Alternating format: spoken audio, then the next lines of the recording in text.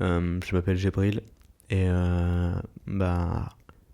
quand j'avais 16 ans, j'ai fait un bad trip au LSD. J'ai rien vu venir et c'est tombé comme ça. C'est tout. Alors j'ai commencé à consommer diverses choses. Bon d'abord, comme beaucoup, c'était le cannabis.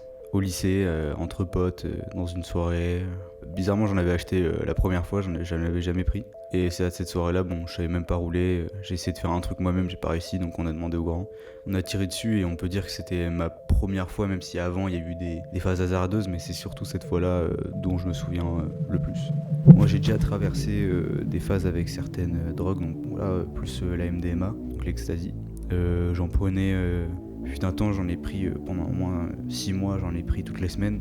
Là, il y a beaucoup de gens qui sont inquiétés pour moi, surtout vers la fin où justement il s'est passé un bad trip avec une autre substance, le LSD, tout ça. J'ai jamais testé des trucs trop chauds comme l'héroïne ou la meth ou des trucs comme ça. Je dirais que moi le truc le plus chaud que j'ai testé, et c'est très bizarre, c'est l'alcool en fait. Parce que l'alcool ça a des effets qui sont très hasardeux en fonction de la dose, donc à chaque fois tu te remets une caisse on va dire. Ce bad trip du coup sous LSD, il est arrivé dans un contexte où j'allais pas bien. J'allais vraiment pas bien, donc il y a une règle pour cette catégorie de drogue qui s'appelle les psychédéliques. C'est qu'il faut avoir un bon espace extérieur et intérieur. Donc il faut être bien dans sa tête, il faut être bien entouré. Moi c'était ni l'un ni l'autre. Donc on était Nouvel An, d'il y a je crois 4 ans maintenant. J'étais avec des potes, tout ça. Moi j'avais prévu de juste m'atomiser en fait, c'est triste à dire, mais pour moi c'était le seul moment où je pouvais me dire putain bah là je vais être bien grâce à ça, tu vois. Voilà, moi j'avais pas respecté les règles du LSD, donc le set and setting ça s'appelle. J'avais pris aussi d'autres substances, donc en tout il y en avait je crois environ 6. Donc je m'en souviens beaucoup de cette soirée, j'ai beaucoup écrit dessus, surtout en fait les premières heures, on arrivait très tôt, on arrivait à 18h. Quand les gens sont arrivés, je me suis dit bah voilà, c'est pile à ce moment-là où il faut prendre ce carton de LSD. Donc c'était sous forme de buvard à encre. Mais j'ai attendu un petit peu. Il y avait mes potes, ils prenaient de l'ecstasy du coup. Ce qui est très bizarre, c'est que le LSD il dominait surtout sur toutes les autres substances. Donc quand je prenais d'autres trucs comme surtout des cachetons de MDMA, donc d'ecstasy, je sentais pas trop la montée. C'est plus quand le LSD il est descendu que là j'ai senti la MDMA avant de dormir en fait, et qui m'a empêché de dormir. Les effets ils sont montés assez vite pour du LSD. Normalement pour moi j'attendais tout le temps 1 heure, là c'était 30 minutes. Puis est venu un moment où on était en plein dans le cœur de la soirée, il devait être 20h environ. Il y avait mes potes qui s'étaient installés à l'étage. J'ai monté les escaliers et là j'ai eu un flash, donc je voyais plus rien. C'était le noir complet. J'ai vu que j'étais en train de flotter dans un monde qui n'existe pas, avec plein de géométrie autour de moi, des couleurs, un peu aztèque, maya, tu vois. Moi c'est beaucoup ça, c'est très impressionnant à voir. Et je m'étais dit, mais en fait, je vais rester ici pour toujours. Et quand on est sorti de la chambre, on est allé dans la salle de bain. Je regardais ma tête dans le miroir, mais en fait ma vision du miroir et toute ma vision qui est même au-delà de périphérique, elle va vers l'avant, et en allant vers l'avant, ce qui est remplacé par ma vision périphérique, c'est juste du noir complet. La lucidité dans tout ça, au début elle était présente, mais après pas du tout en fait. Je me souvenais plus rien, je ne sentais plus rien à ce moment-là. En fait mon corps était là, mais mon circuit nerveux, on va dire, que n'était pas très activé. Je comprenais pas. Je me disais mais en fait c'est ça le LSD, tu vois. Ça se trouve j'étais mort, tu vois, à ce moment-là je savais plus.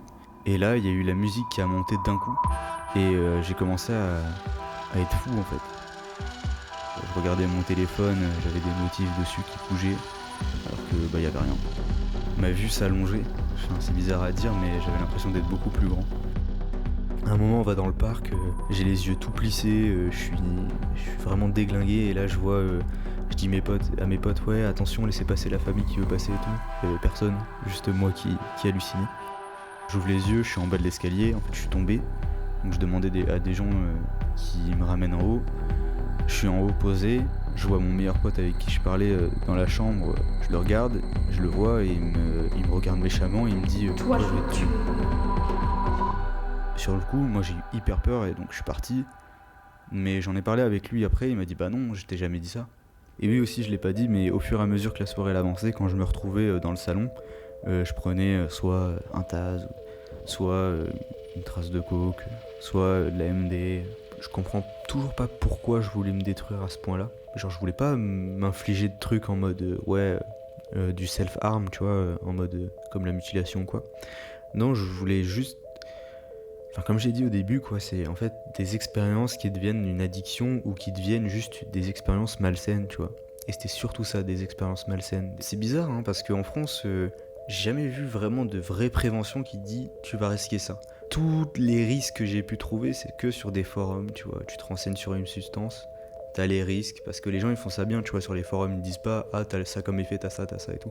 Non, ils disent les risques, le dosage à prendre, que à partir de ce dosage-là, c'est dangereux, voire létal, tout ça, tu vois.